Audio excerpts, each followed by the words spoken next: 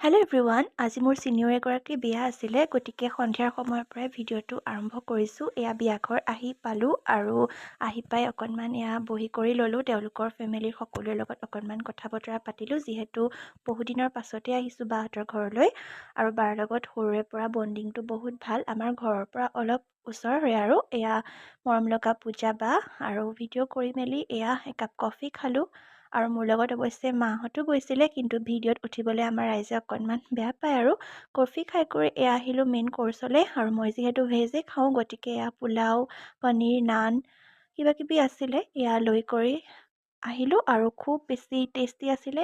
খাই কৰি ল'লোঁ আৰু তাৰপাছত যিহেতু খুৰীও গৈছিলে, খুৰীৰ লগত অকণমান ভিডিঅ' এটা উঠাই আপোনালোকক দেখাই দিলোঁ আৰু খাই কৰি ভিডিঅ' কৰি মেলি পূজা বাৰ লগত 2-এখন ফটো উঠিলোঁ আৰু পূজা বালৈ যুগ্ম জীৱনৰ হিয়াভৰা শুভেচ্ছা। অনাগত দিনবোৰ এনেদৰে পাৰ হওক সুখেৰে আৰু নিজেও 2খনমান ফটো উঠি লৈছোঁ, যিহেতু বিয়া বুলি ক'লে ফটো মেইন নহয় জানো।